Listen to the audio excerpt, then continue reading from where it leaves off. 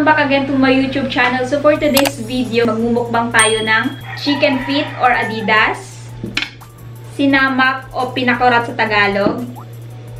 Syempre naman, hindi mawawala ang rice at extra rice.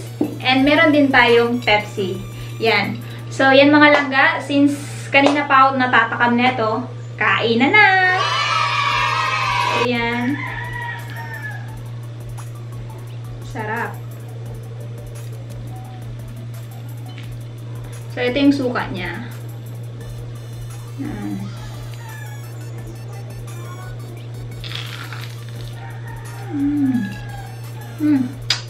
Sarap.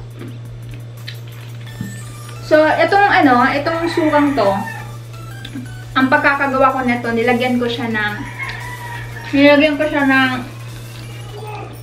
sibuyas, bawang, luya, tapos konting sili. So, since hindi ako masyado mahilig sa maanghang, so konting sili yung nilagay ko. Sarap.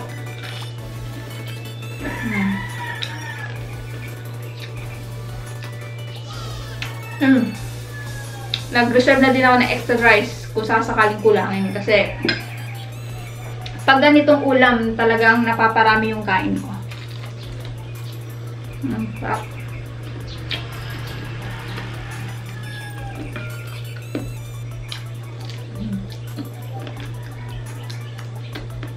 Sa pagkakaluto ko kanina,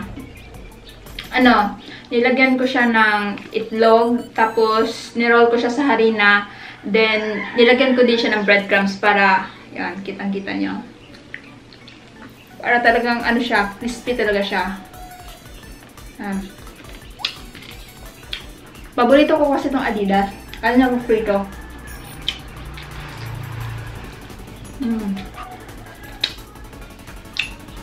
Pero gusto ko din tumikim ng adobo kasi never pa ako nakakatikim ng adobong Adidas. So, ayan. Gusto kong tumikim yun.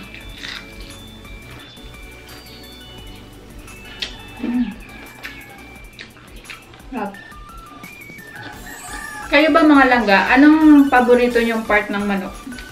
Kasi sa akin, yung paborito kong part ng manok, yung sa may ribs banda, lalo na pag adobo kasi nandoon lahat yung lasa eh. Hindi ko bet yung laman, mas gusto ko yung sa may ribs banda, although wala siyang laman, hilig ko kasi kumbaga sa Bisaya mag-kit, yun, yung hilig ko.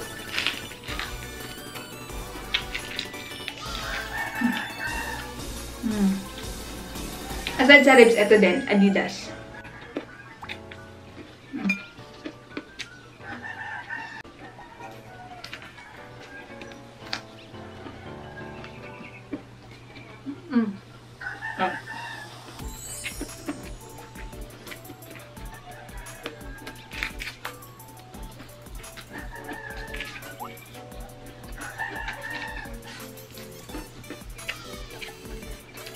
I-comment nyo naman sa baba kung ano yung mga pinagagawa nyo ngayong naka-quarantine tayo. Kasi ako, so since nandito ako sa probinsya namin, yun, nagtanim ako ng gulay, kagaya ng alugbati,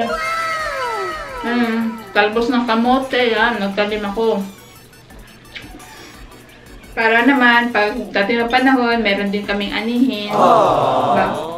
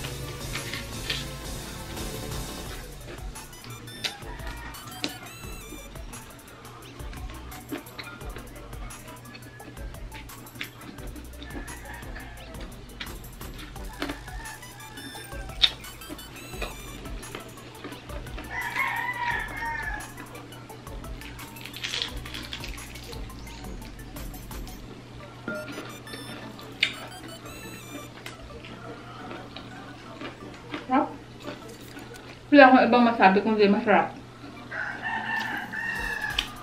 Masarap din to papakain eh. Yan yung gusto ko din dito.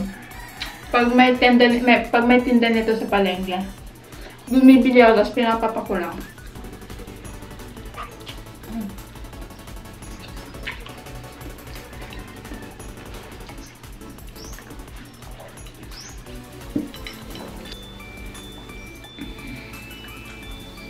Sarap! Dahil ko pang nakakain ng Chicken Joy na to. Chicken Joy.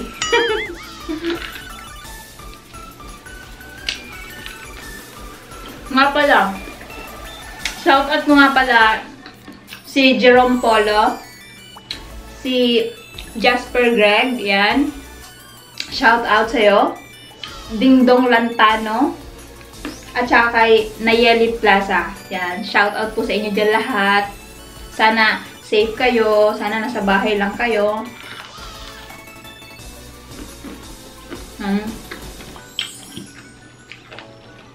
Mahirap na lumabas ngayon.